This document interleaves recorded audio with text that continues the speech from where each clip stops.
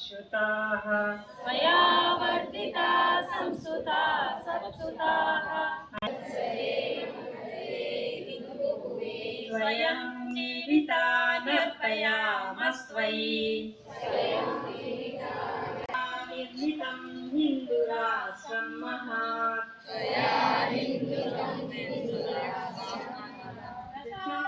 तवैनातसंयेन राष्ट्रं नयेत् समुन्नामितं येन राष्ट्रं नयेत् प्रसादात् यस्य नम्रं समग्रं जगत् पवित्रं सतीत्वं यच्चामते समुन्मादयास्मासु शक्तिं सुदिव्यां पिता पुत्रभ्रातृं च भर्तारमेवं सुशीला सुधीरा समर्था समेतः स्वमार्गे परं श्रद्धया वयं भावि जनन्यो भवेमेति ध्येयाशिषम् లేకుండా గొంతు పెద్దగా చేసుకోండి మేడం.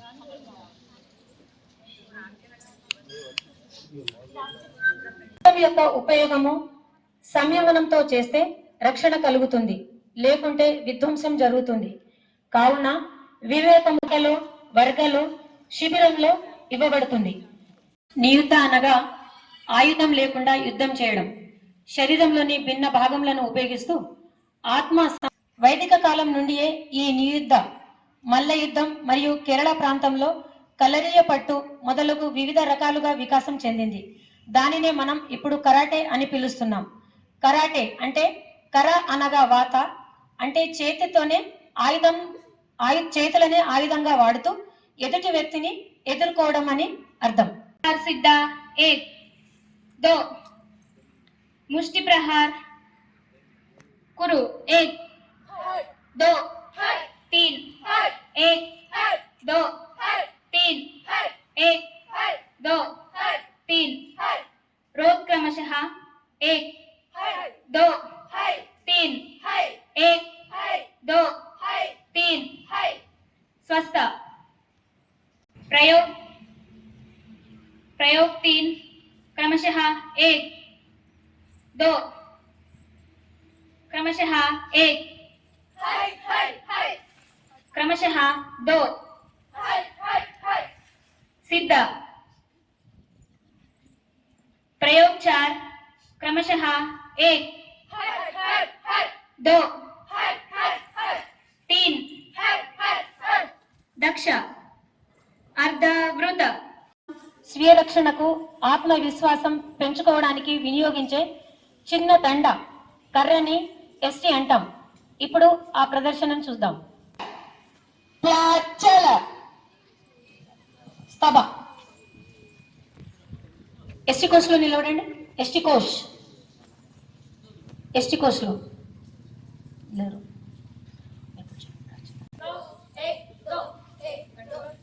गणस्तब एक दो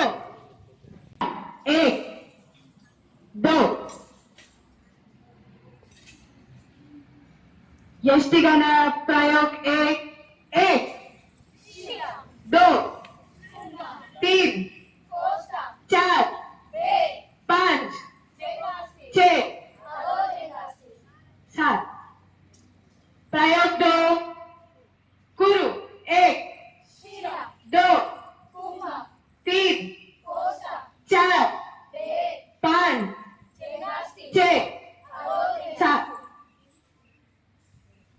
प्रयोग तीन कुरु एक दो तीन चार पाँच छः प्रयोग चार कुरु एक दो तीन चार पाँच छः एष्टि कोश एक दो अर्धवृत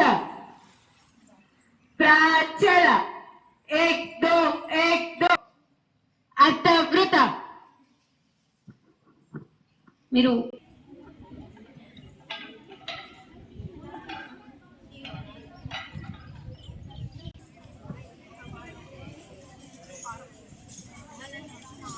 అక్కడే వెనకకి నిల్చోండి. స్కంద యోగ చాపలను స్కంద పెట్టుకొని వెనకాల సంపద చేసి నిల్చోండి. వెనకాల ఇంకో కొంచెం వెనకకి.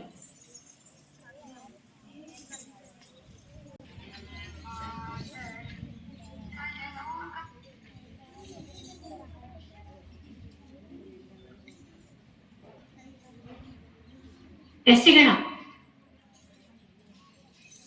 दक्ष प्रचल एक दो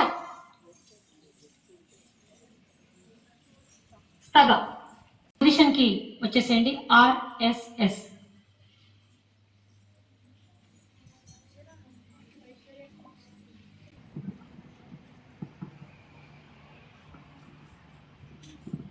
योग चाप सिद्ध 1 2 3 స్టార్ట్ అవుతుంది.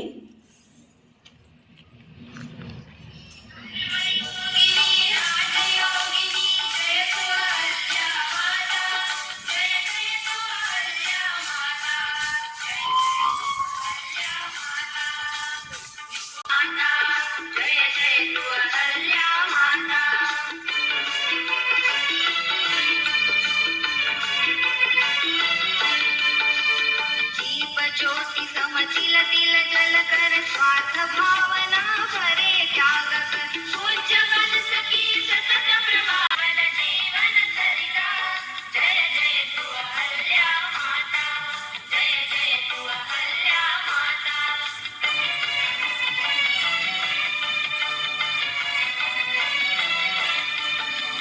कर्म भविष्य की प्रबल धारणा कभी किसी से हीन याचना यज्ञ रूप जीवन ज्वाला में प्रखर हुई तब आभा जय जय तू अहल्या माता जय जय तू अहल्या माता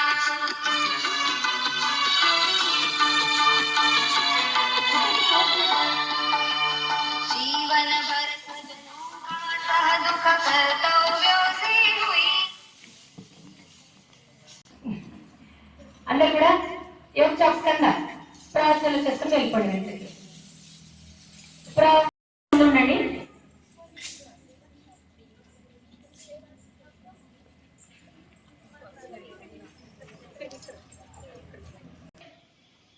दो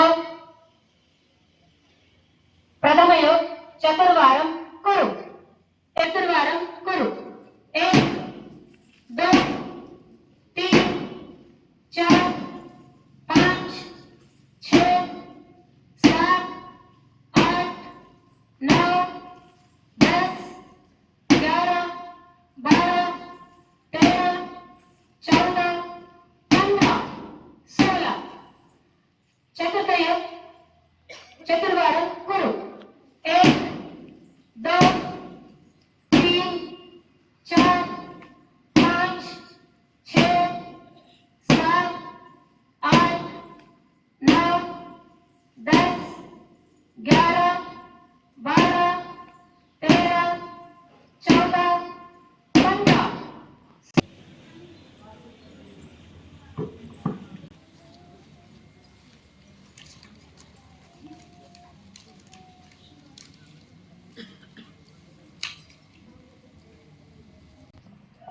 శ్రీఫలంతోని సత్కరించవలసిందిగా శ్రీమతి నిర్మల గారిని ఆహ్వానిస్తుంది.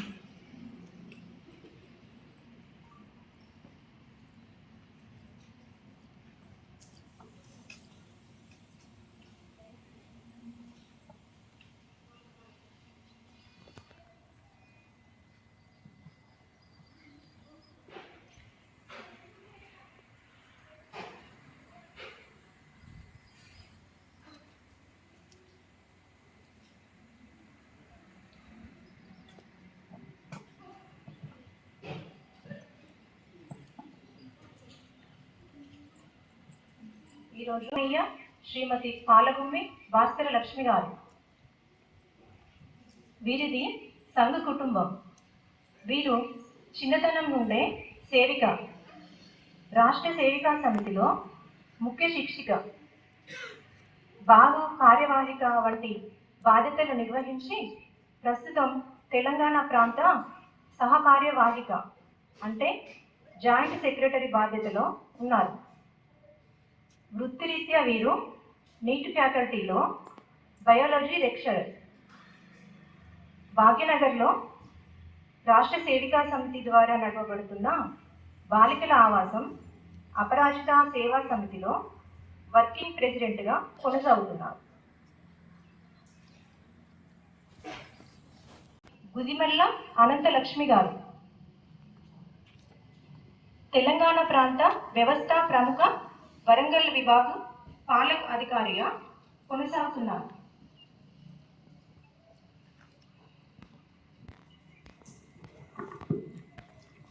శ్రీమతి అలిష గారిని ప్రస్తావ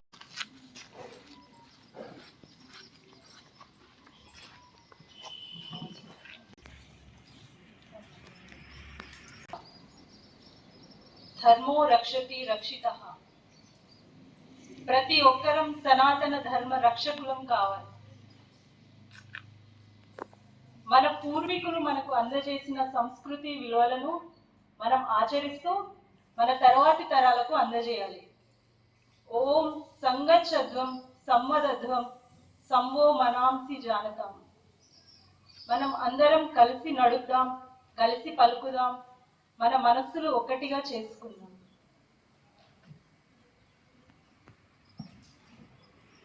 సంస్కృతి విలువల పరంపరకు, హిందూ సమాజ సంఘటనకు శాశ్వతమైన ఏకైక మార్గం వ్యక్తి నిర్మాణం మాత్రమే.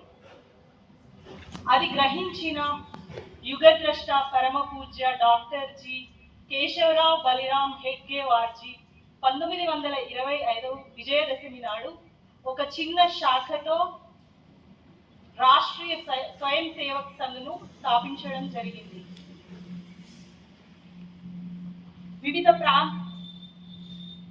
అది శాఖోపశాఖలుగా వివిధ ప్రాంతాలకు విస్తరిల్లుతోంది. ఈ 2025 నాటికి శతాబ్దం పూర్తయి విజయోత్సవంతో వాడవాడల విజయదశమి ఉత్సవాలు జరుపుకుంటోంది.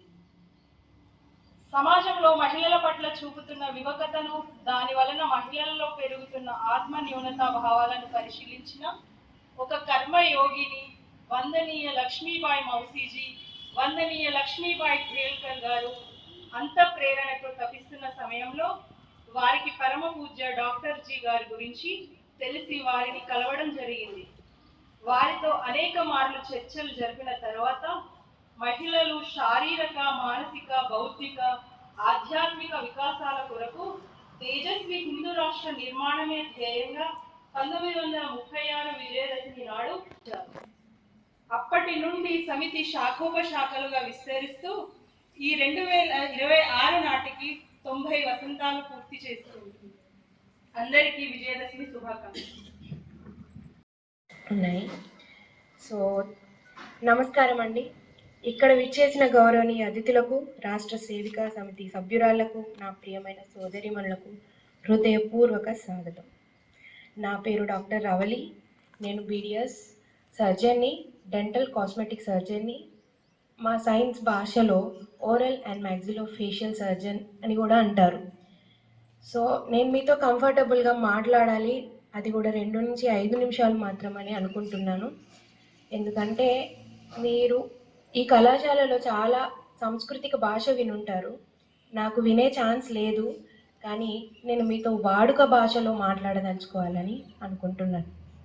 మధ్యలో ఇంగ్లీష్ కూడా రావచ్చు, క్షమించండి, ఎందుకంటే నేను మీలాగా అంత ట్రైన్డ్ కాదు. ఓకే. సో విజయదశమి సందర్భంగా నాకు ఇక్కడ చీఫ్ గెస్ట్గా పిలిచారు. విజయదశమి సందేశం ఇద్దాము, ఉమెన్ ఎంపవర్మెంట్ ఇద్దాము, ఒక 2 నిమిషాలని వచ్చాను. వేదికను అలంకరించిన మేడం గారికి హృదయపూర్వక స్వాగతం మేడం. థ్యాంక్ యూ ఫర్ నాకు ఇలా ఇంత మంచి ఛాన్స్ ఇచ్చినందుకు thank you so much. So జాగృతమైన నారీ శక్తి వినడానికి తెలుగులో చాలా వింపచొంపుగా ఉంది. అంటే ఏంటి అంటే ఉమెన్ ఎంపవర్మెంట్. ఉమెన్ ఎంపవర్మెంట్కి దసరాకి ఏంటి మేడం సంబంధం అంటే, విజయదశమి రోజు 2 జరిగాయి. ఒకటి ధర్మాన్ని విజయంగా చూసాం, ఇంకొకటి అధర్మాన్ని పరాజయంగా చూసాం. రెండు జరిగాయి. ధర్మాన్ని మనం విజయంగా చూసాం, అధర్మాన్ని పరాజయంగా చూసాం. ఏంటి మేడం రెండిటికి తేడా? శక్తి. శక్తి తేడానా? ఎలా? శక్తి అనేది ఒక గొప్ప తనాన్ని గుర్తిస్తుంది యూజువల్లీ. ఎందుకంటే మనల్ని కాపాడేందుకు జగన్మాత 9 రాత్రులు కష్టపడి 10వ రాత్రి తన శక్తినంతా ధారపోసి విజయం సాధించింది. మేడం నేను హిస్టరీ చెప్పడానికి రాలేదు. ఏంటి మేడం మరి ఉమెన్ ఎంపవర్మెంట్కి దానికి సంబంధం? సో ఇక్కడ చాలామంది ఉమెన్ ఉన్నారు, కోర్స్ మెన్ కూడా ఉన్నారు, యూనిటీ కూడా ఉంది. కాకపోతే నేను 3 ఆదర్శ లక్షణాలు చెప్పదలుచుకున్నాను. ఏంటి మేడం 3 ఆదర్శ లక్షణాలలో అయిపోతుందా మీ స్పీచ్? డెఫినెట్గా అయిపోతుంది. 3 ఆదర్శ లక్షణాలు ఏంటి మేడం? ఓకే, మీ భాషలో చెప్తాను, నా భాషలో కూడా చెప్తాను. ఒకటి వచ్చేసి మాతృత్వం. మాతృత్వం అంటే మదర్హుడ్, యూనివర్సిటీ ఆఫ్ మదర్హుడ్ అంటాం మాతృత్వం. రెండోది ఏంటి మేడం? రెండోది కరతత్వం, అంటే సోషల్ యాక్టివిజం. సోషల్ యాక్టివిజం అంటే ఏంటి మేడం? మీరు చేసేది ఉంది కదా మేడం, వాళ్ళందరూ చేసేది సేవ, అది. థర్డ్ థింగ్ వచ్చేసి మీకు నేతృత్వం, లీడర్షిప్ క్వాలిటీ. ఓకే మేడం, ఈ 3 దాంట్లో మనకు విజయదశమికి దానికి ఏంటి సంబంధం అని అంటే, యూజువల్లీ నేనేం చెప్తానంటే మాతృత్వం అనేది మదర్హుడ్ అన్నాం కదా. మదర్హుడ్ అంటే కేవలం పిల్లల్ని కానీ అదొక్క క్వాలిటీ మాత్రం ఒక్కటే కాదు. యూజువల్లీ మనం ఏం చేస్తాము, ఫలానా అరే మన మదర్హుడ్ క్వాలిటీ అయిపోయింది. లేదు, మదర్హుడ్ అంటే వారసత్వ లక్షణాలని మనం సమాజంలో వదలడాన్ని నేను మాతృత్వం అని భావిస్తాను. ఓకే, మరి దానికి దీనికి ఏంటి మేడం సంబంధం? దేశభక్తిని నిలబెట్టాలి అని అంటే ఇంట్లో నుంచే స్టార్ట్ అవుతుంది. ఎవరి దగ్గర? మదర్ నుండి. నిజమేనా? So next కరతృత్వం. కరతృత్వం అనేది ఏంటి అంటే సోషల్ యాక్టివిజం. అది మీరు సమాజంలో ఎలా నిలబెట్టుకోవాలి అని అంటే యూజువల్లీ నైపుణ్యత, ఆర్థికంగా ప్లస్ సామాజికంగా మనం ఏంటి, మన శక్తి ఏంటి అనేది మన చేతలలో తెలుస్తుంది. ఎలా తెలుస్తుంది అంటే చేతలలో. కోర్స్ లీడర్షిప్ క్వాలిటీస్ అనేవి వేరుంటాయి, కానీ బయటికి వెళ్ళి మనం పలానా పనులు చేస్తున్నాము అంటే అందరు ఒక రకంగా చూడరు. సపరేట్గా మనల్ని గుర్తింపు తెచ్చుకోవాలి అని అంటే సోషల్ యాక్టివిజం అనేది చాలా ఇంపార్టెంట్. అంటే కరతృత్వ కూడా నేతృత్వ లక్షణాలు కలిగి ఉన్నాయి. ఎలా అంటే లీడర్షిప్ క్వాలిటీస్ ఇక్కడ స్పీచ్ దగ్గర చెప్పినప్పటి నుండి మీ లైన్లో లేచిన చిన్నపిల్ల దగ్గర నుండి కూడా లీడర్షిప్ క్వాలిటీ అనేది ఉంది. తను లీడర్షిప్ క్వాలిటీ ఉంది కాబట్టే తను మీ అందరికంటే ఒక అడుగు ముందుంది. అది మిమ్మల్ని కంట్రోల్ చేస్తుంది. సో లీడర్షిప్ క్వాలిటీస్ ఎలా ఉండాలి అని అంటే మీరు ఝాన్సీ లక్ష్మీబాయిని చూసే ఉంటారు, వినే ఉంటారు. ఝాన్సీ లక్ష్మీబాయి తను ఒక్క అడుగు ముందేయకపోయి ఉంటే ఆ లీడర్షిప్ క్వాలిటీ అనేది అసలు లేదు నాకు తెలిసి. సో ఝాన్సీ లక్ష్మీబాయి లాగా నాయకత్వ లక్షణాలు ఉండాలి. సో నేను చెప్పిన 3 క్వాలిటీస్ అన్నీ మీ దాంట్లో ఉన్నాయని నేను అనుకుంటున్నా. ఓకే, దసరా రోజు ఏంటి మేడం ఇవన్నీ మనకు అని అంటే అమ్మవారు ఉమెన్ ఎంపవర్మెంట్ అప్పటి నుండే స్టార్ట్ చేశారు కాబట్టి ఇవాళ నేను మీతో పాటు ఇలా మైక్ పట్టుకొని నిలబడుతున్నా. లేదు ఆ రోజే అనుచిత వాక్యాలు అంటే ఆ రోజే మనల్ని అనగదొక్కే వాళ్ళైతే లేదు. కాకపోతే ఆర్ఎస్ఎస్ వాళ్ళ ఆధ్వర్యంలో మీరు ఇంత బాగా ఇన్ని యాక్టివిటీస్లో పాల్గొంటున్నారంటే I feel very happy and very proud. నా చైల్డ్హుడ్లో ఇలాంటి ఆర్ఎస్ఎస్ ఉంది కావచ్చేమో కానీ నా దాకా రాలేదు. బట్ ఐ హోప్ అక్కడ గ్యాప్ నేను ఇక్కడ ఫిల్ చేశానని నేను అనుకుంటున్నాను. సో ఇంకా ఏంటి మేడం ఈ 3 ఆదర్శాలు చెప్పేశారు, మరి ఎలా? ఇవన్నీ 3 ఆదర్శాలు వచ్చేసి మనకి విజయాన్ని సూచిస్తాయి. ఓకే, విజయాన్ని సూచించాయి. మరి పరాజయాన్ని ఏమి సూచిస్తాయి మేడం అని అంటే మనకి అలసత్వం అనేది చాలా ఉంటుంది. ఇంకోటి అజ్ఞానం ఉంటుంది, భయం ఉంటుంది. ఈ 3 క్వాలిటీస్ పరాజయాన్ని అక్కడే ఆగిపోతాం, ఇంకేం లేదు. ఇవి 3 ఉన్నాయంటే మనకు పరాజయాన్ని మాత్రం ఖచ్చితంగా ఉంటుంది. కానీ నేను మొదటగా చెప్పిన 3 ఉన్నాయంటే మీరు సొసైటీలో చాలా పెద్దవాళ్ళు అవుతారని నేను భావిస్తున్నాను.